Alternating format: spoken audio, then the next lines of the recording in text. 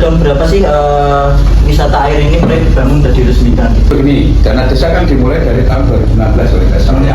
Nah, pada waktu itu untuk pemberdayaan masyarakat itu dipakai untuk pengembangan atau pembangunan wisata Sibara. Jadi mulai tahun 2016 sekitar 600 sampai 700 juta sebagai tempat wisata.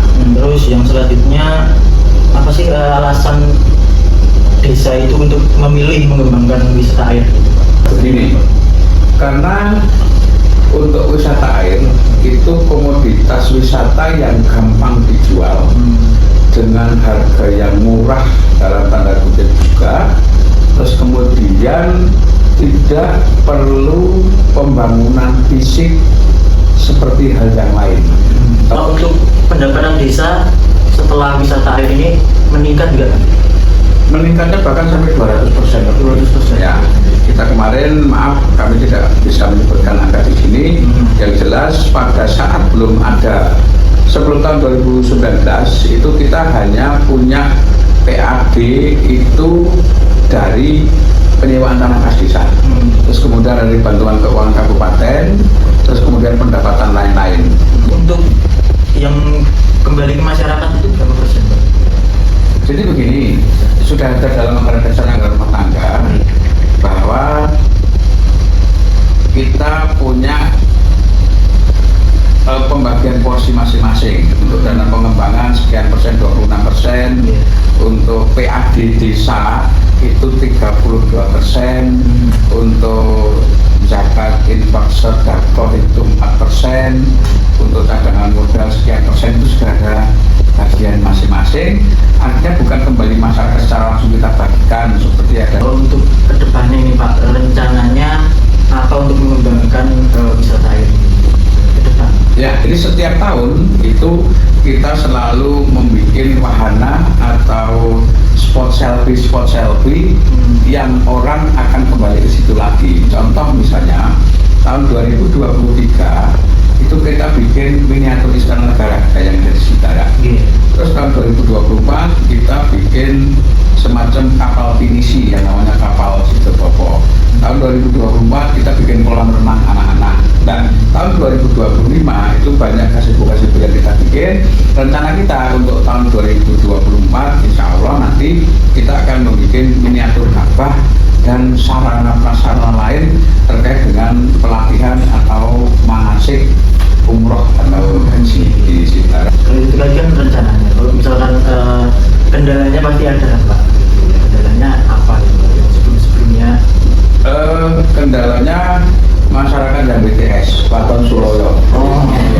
Jadi namanya orang barisan sakit hati itu pasti ada. Jadi apapun kita kerjakan, apapun kita ini baru saja tadi pagi saja sebenarnya misalnya kita kan share ya di YouTube kita dapat piala begini itu juga ada yang di grup itu langsung yang penting transparansi, yang penting jangan pencitraan dan sebagainya ya, itu kendala-kendala. Karyawan di sini itu perekrutannya dari mana aja? Dari warga lokal atau dari warga luar bukan sekitar sini atau kebanyakan dari sini?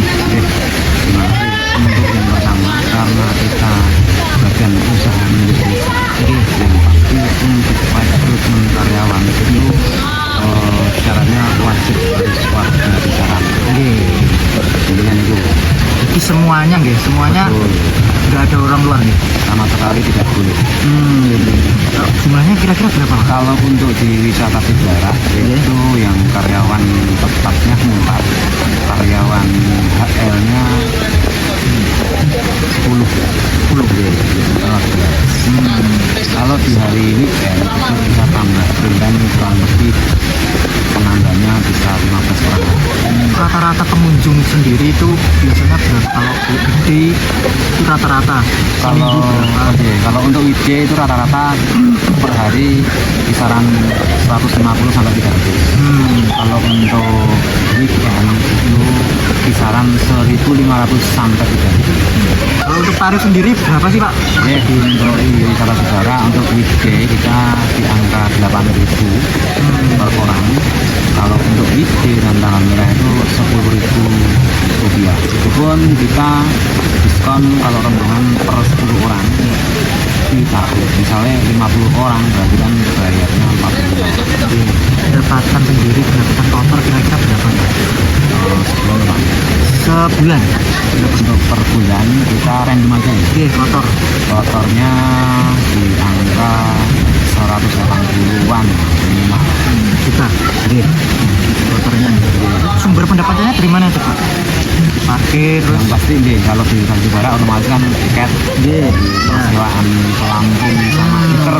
di bawah. Nah, Terus betul sama kita kan di sini juga ke situ sama pendopo kan kita input karena itu kan untuk diadakan itu kan kali.